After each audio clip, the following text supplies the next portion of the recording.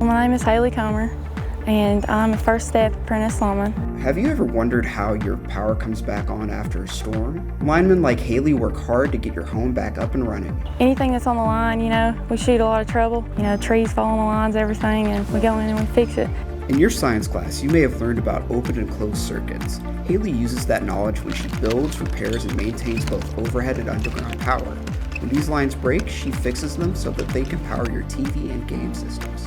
Sometimes in order to fix these lines, Haley and her crew must climb tall poles with specialized equipment.